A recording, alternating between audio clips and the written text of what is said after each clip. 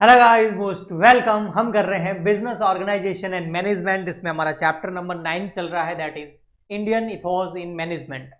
इस चैप्टर का आज का लेक्चर नंबर 2 है। एक लेक्चर मैं पहले अपलोड कर चुका हूं। आई होप आपने वो अच्छे से देख लिया होगा, समझ लिया होगा।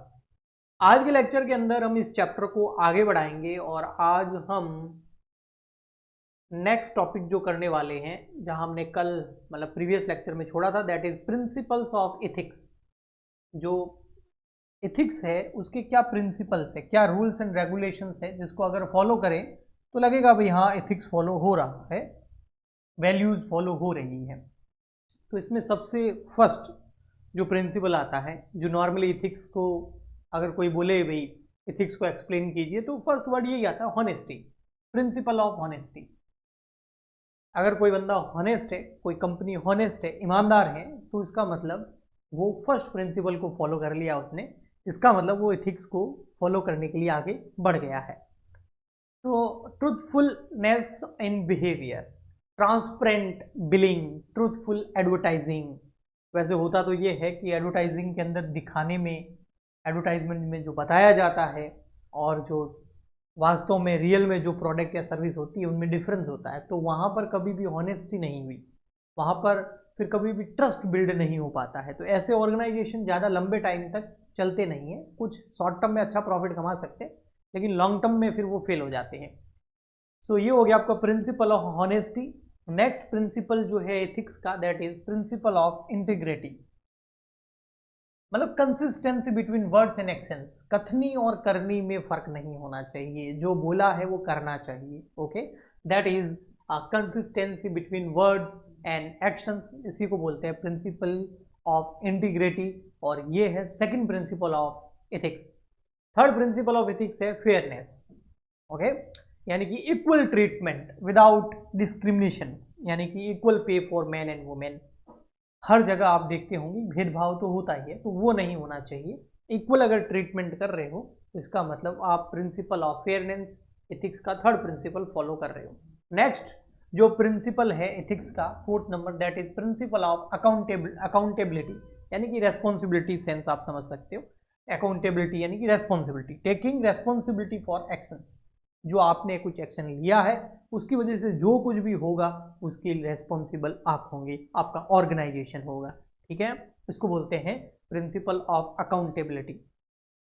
नेक्स्ट एथिक्स का जो प्रिंसिपल है वो है प्रिंसिपल ऑफ रेस्पेक्ट। बिल्कुल, रेस्पेक्ट बहुत ज़रूरी है। कुछ लोग, कुछ जो बहुत लॉन्ग टर्म तक चलने वाली ऑर्गेनाइजेशंस होती है ना, वहाँ पर ये चीज़ देखने को मिलती है।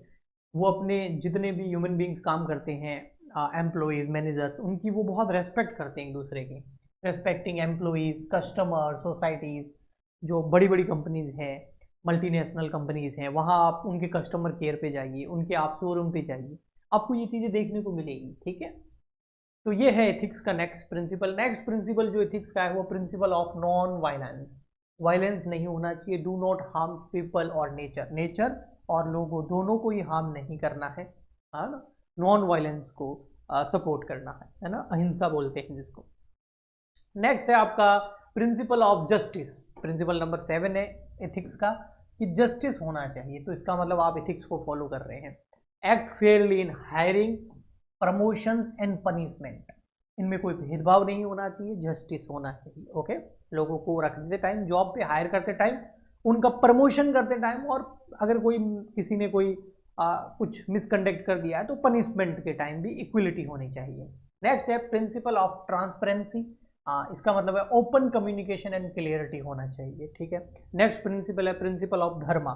धर्मा का मतलब जो आपका धर्म है, जो आपकी ड्यूटीज़ हैं, जो आपके मॉरल वैल्यूज़ हैं, उसके लिए आप रेस्पॉन्सिबल हैं और वो आपको फॉलो करना चाहिए। नेक्स्ट आता है प्रिंसिपल्स ऑफ स्टीवर्डशिप। इसका मतलब होता है managers and trustee not owner of resources. देखो, मैनेजर और ट्रस्टी जो होते हैं वो रिसोर्सेज के ओनर नहीं होते, तो उसको उसी अकॉर्डिंग काम करना चाहिए। नेक्स्ट आपका आता है, फिर इतना ही प्रिंसिपल है, टोटल 10 प्रिंसिपल है, बहुत है। इसमें से 7-8 भी एग्जाम में लिख दोगे ना तो अच्छे मार्क्स आ जाएंगे। नेक्स्ट है सोर्सेज ऑफ एथिक्स। एथिक्स के सोर्सेज क्या है, कहाँ से पढ़ करके हम ये एथिक्स को सीख सकते हैं। तो ethics, ethical values come from religious, religion के अंदर आती है। Hindu, Jain, Buddhist, Christian, Islamic techniques जो है, टीचिंग्स जो है, वहाँ पर आपको काफ़ी जगह इथिक्स का वर्णन देखने को मिलता है। इनको आप पढ़ोगे इन रिलीजन को तो इनमें इथिक्स भी कहीं ना कहीं आपको देखने को मिलेगा, कहीं ज़्यादा कहीं कम, लेकिन इथिकल वैल्यूज़ यहाँ देखी जा सकती है। फैमिलीज अपब्रिंगिंग जो है वहाँ पर आप इथिक्स सीखते हो, है ना। जिस रिलीजन से आप आते हो वहाँ वो आपको इथिक्स सिखाते हैं, जितना उस रिलीजन के अंदर है, कहीं ज़्यादा कहीं कम, लेकिन आप सीख सकते हैं। और फैमिली अपब्रिंगिंग जो है, आपकी जो फैमिलीज हैं वो कितना फॉलो करते हैं एथिक्स को, तो उसका भी आप पे बहुत प्रभाव पड़ता है। आपकी जो सोसाइटी एंड कल्चर है वहाँ पर कितना एथिक्स फॉलो हो रहा है, जो एजुकेशन सिस्टम है उसमें कितना एथिक्स को फॉलो किया जा रहा है, जो प्रोफेशनल कोड ऑफ कंडक्ट है, आप चाहे डॉक्टर बन गए, लॉयर बन गए, सीए बन गए, चार्टर्ड अकाउंटेंट बन गए, तो वहाँ पर कोड ऑफ कंडक्ट्स होते हैं जिनको फॉलो करने होते हैं इन प्रोफेशनल पर्सनस को। तो ये जो प्रोफेशनल डिग्रीज होती हैं इनमें जो कोड ऑफ कंडक्ट बने हुए हैं वो इथिकल कितने हैं, अगर वो ज़्यादा इथिकल है तो उतने ही वो प्रोफेशनल इथिकल होंगे। लॉ एंड कॉन्स्टिट्यूशन जो है आपका वो कितना एथिक्स को वैल्यू देता है, कॉर्पोरेट गवर्नेंस प्रिंसिपल कितने एथिक्स को वैल्यू देते हैं, फिलोसॉफिकल टीचिंग्स जो होती हैं जैसे हमारे इंडिया के गीता हो गया, है ना, वेदांता हो गया, उपनिषद हो गए, ये फिलोसॉफिकल टेक्निक्स हैं। इंडिया की फिलोसॉफी यही है और ये एथिक्स को बहुत ज़्यादा फॉलो करती है, ठीक है। तो अगर ये सोर्सेज हैं, अगर ये आपके पास आसपास है और आप इनको पढ़ते हैं या इनके साथ आपकी अपब्रिंगिंग हुई है, आपकी सोसाइटी ऐसी है, तो फिर आप में एथिकल वैल्यूज होगी ही होगी। ओके, ठीक है। नेक्स्ट आता है फिर आपका थ्योरीज ऑफ एथिक्स। एथिक्स की थ्योरीज भी हैं, इसमें काफ़ी सारी थ्योरीज है, इसमें कुछ मैं आज आपको करवाऊंगा और कुछ हम नेक्स्ट लेक्चर में करेंगे, ठीक है। तो एथिक्स की जो थ्योरी नंबर फर्स्ट है, थ्योरीज ऑफ एथिक्स की, उसमें सबसे फर्स्ट जो थ्योरी है वो है कॉन्सेक्वेशनलिज्म। कॉन्सेक्वेशनलिज्म थ्योरी जो है वो ये हमें बताती है कि an action is right if it is consequences are good. अगर आपने कोई एक्शन लिया और उसका जो आउटपुट है वो अगर अच्छा आया है, उससे सोसाइटी का भला हुआ है, तो वो ठीक है। इसको बोलते हैं कॉन्सेक्वेशनलिज्म थ्योरी, ओके, ऑफ एथिक्स। जैसे सो ethics is just based on did the action produce good result. अगर उस एक्शन से अच्छे रिजल्ट आ रहे हैं, लोगों का वेलफेयर हो रहा है, भला हो रहा है, सोसाइटी में कोई अच्छा इफेक्ट जा रहा है, तो फिर वो बढ़िया है, और नहीं तो फिर वो अच्छा नहीं है। Okay, did it cause harm, अगर उसके आउटपुट से किसी को हार्म हो रहा है तो वो सही नहीं है। यहाँ पर एथिक्स में जब भी देखेंगे तो पूरे नेचर की बात चलती है, यानी कि पीपल्स की भी चलती है और एनवायरमेंट की भी बात चलती है। ओके जी, ठीक। नेक्स्ट आपका इसका कुछ एग्जांपल ले लेते हैं। जैसे सिंपल एग्जांपल देखिए, if a government implement strict pollution rules and pollution decreases, अगर गवर्नमेंट स्ट्रिक्टली पॉल्यूशन रूल्स को फॉलो करना स्टार्ट कर देती है और उससे पॉल्यूशन डिक्रीज होता है, तो ये एक कॉन्सिक्वेशनलिज्म थ्योरी है एथिक्स की। हाँ भाई ये सही है, ये एक्शन राइट माना जाएगा। बिजनेस के पॉइंट ऑफ व्यू से देखिए तो एक company invest 1 crore in employees safety and equipment. भाई बहुत सारी फैक्ट्रीज में, प्लांट्स जहाँ लगे होते हैं वहाँ एम्प्लॉइज की लाइफ का भी रिस्क रहता है। कोई कंपनी वहाँ पर 1 करोड़ रुपए लगा रही है ताकि वहाँ उनके जो एम्प्लॉइज हैं वो सेफ रहे, उनकी सेफ्टी इक्विपमेंट पे खर्चा किया जा रहा है। इससे एक्सीडेंट कम होंगे, जिंदगियाँ बचेगी और प्रोडक्टिविटी इंक्रीज होगी। तो इस डिसीजन को करेक्ट माना जाएगा, एथिकल माना जाएगा, कॉन्सिक्वेशनलिज्म माना जाएगा। ओके जी। नेक्स्ट जो एथिक्स की थ्योरी आती है सेकंड नंबर, वो है आपका यूटिलिटेरियनिज्म। यूटिलिटेरियनिज्म जो है ये थ्योरी क्या बोलती है, ये बोलती है भाई this is a type of consequentialism ही है। ये क्या है, proposed by Jeremy Bentham and John Stuart Mill. इन्होंने इसको जो है थ्योरी को प्रपोज किया था, ठीक है। अब ये थ्योरी बोलती क्या है, यूटिलिटेरिज्म ये बोलती है an action is right if an action is right, एक एक्शन राइट होगा if it give the greatest happiness to the greatest number of people. भाई कोई एक एक्शन लिया गया, उससे 100 लोगों 1000 लोगों का भला हुआ, कुछ लोगों का उससे नुकसान भी हो गया, तो वो एक्शन करेक्ट माना जाएगा।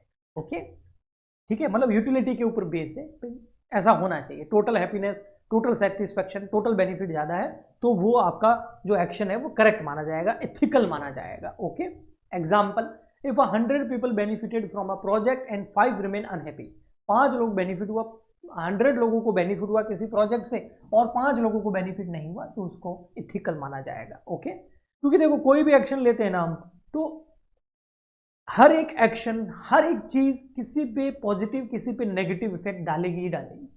कोई भी चीज सबके लिए सही नहीं होती है, क्योंकि हम ह्यूमंस में यही तो खासियत है कि हम अलग होते हैं, हम एक जैसे सब नहीं होते। ठीक है, ओके। जैसे वैक्सीनेशन हुआ था, उसे काफी एक मेजोरिटी में अच्छा बेनिफिट मिला। ठीक है, नेक्स्ट अगर बिजनेस एग्जांपल देखें तो company shift to eco friendly packaging. Company जो है इको फ्रेंडली पैकेजिंग की तरह अगर शिफ्ट होना चाहती है, यानी कि पॉलीथीन वगैरह जो है जो एनवायरनमेंट को हार्म करते हैं उनका यूज नहीं करेंगे, तो इससे काफी लोगों को फायदा होगा। तो अगर थोड़ा बहुत कॉस्ट भी बढ़ जाए तो उसको इथिकल माना जाएगा। बेनिफिट माना जाएगा वो नहीं, बेनिफिशियरी पता नहीं, लेकिन इथिकल माना जाएगा। नेक्स्ट जो हमारी एथिकल थ्योरी आती है दैट इज थ्योरी नंबर 3, और ये है आपका डेंटोलॉजिकल इथिक्स। अब ये डेंटोलॉजिकल इथिक्स जो है वो क्या होता है, ये और किसने दिया, ये जर्मन फिलोसोफर ने दिया। इमैनुअल कांट ने इसको प्रपोज किया था, और इसका मतलब होता है an action is right if it is follow moral duty and universal principle. अगर कोई एक्शन लिया जा रहा है और वो मॉरल ड्यूटीज पे है और यूनिवर्सल प्रिंसिपल को फॉलो करके लिया जा रहा है तो वो एक्शन राइट माना जाएगा। ठीक है, इफ अ रूल से डू नॉट लाई, एक रूल बोलता है भाई कभी झूठ नहीं बोलना, वी मस्ट नॉट लाई, तो हमें कभी भी झूठ नहीं बोलना है। इवन इफ लाइंग में give benefits it is still unethical. हो सकता है झूठ बोलने से कोई फायदा भी हो रहा हो तो भी वो अनएथिकल है। ठीक है, ओके जी। देखिए भाई, focus on duties rules and moral obligation पे ये रूल ज्यादा फोकस करता है, ये थ्योरी ज्यादा फोकस करती है। Not concern with the consequences, action must be universal applicable. ठीक है जी, ओके। कांट मॉरल प्रिंसिपल जो है उस वो दो दिए थे, एक तो यूनिवर्सल लॉ दिया, एक रेस्पेक्ट फॉर पर्संस के नाम से इन्होंने बताया था। सिंपल एग्जांपल मैं इसका आपको दूं, telling the truth even if may cause temporary problem. हम सच बोलना चाहिए, हो सकता है उससे टेम्परेरी प्रॉब्लम होगी लेकिन लॉन्ग टर्म में उससे क्या होगा, बेनिफिट होगा। बिजनेस एग्जांपल देगा, company find a defect in its product. Best example है, एक कंपनी को डिफेक्ट मिला अपने प्रोडक्ट के अंदर, तो बहुत सारी कार मैन्युफैक्चरिंग कंपनी क्या करती है, वो अपने प्रोडक्ट को वापस मंगाती है और उस डिफेक्ट को सही करके देती है। ये है एथिकल, है ना। और आपने देखा भी होता है, न्यूज़पेपर में आता है ना कि इसने इतनी गाड़ियां अपनी कंपनी ने वापस मंगाई है ताकि उसमें जो डिफेक्ट रह गया उसको सही कर। यही है आपका एथिकल थ्योरी का सबसे बेस्ट एग्जांपल। रिकॉल किया जाता है प्रोडक्ट को, कस्टमर को इन्फॉर्म किया जाता है, और जो भी लॉस होता है उसको कंपनी खुद बियर करती है। ये है कांट की मॉरल प्रिंसिपल थ्योरी, इसको हमने यहाँ पर बोला है डेंटोलॉजिकल एथिक्स। ओके, तो 3 एथिकल थ्योरीज हमने की है आज। फर्स्ट थ्योरी कौन सी की है, फर्स्ट हमने थ्योरी की है आपकी कॉन्सिक्वेंशनलिज्म। ठीक है, ओके। और नेक्स्ट थ्योरी जो हमने की है वो हमारी है यूटिलिटेरियनिज्म। और थर्ड नंबर थ्योरी जो हमने अभी कंप्लीट की है जिसमें वो कार्स मैन्युफैक्चरिंग कंपनी का एग्जांपल दिया था, दैट इज डेंटोलॉजिकल एथिक्स। ये 3 थ्योरी कर ली है, आगे और है, हाँ बिल्कुल है, उसको हम नेक्स्ट लेक्चर में करेंगे। आगे टोटल 6 थ्योरी है। 4th नंबर है वर्च्यू एथिक्स, और 5th नंबर आएगा हमारा फिर जस्टिस थ्योरी, और 6th नंबर आ जाएगा हमारा फिर जो कि लास्ट है इंडियन एथिकल थ्योरीज, जो कि काफ़ी बड़ा भी है। तो इनको हम नेक्स्ट लेक्चर में आगे बढ़ाएंगे। आई होप आपको अच्छे से समझ में आया होगा। मिलते हैं नेक्स्ट लेक्चर में, आज के लिए इतना ही, तब तक के लिए goodbye and thank you.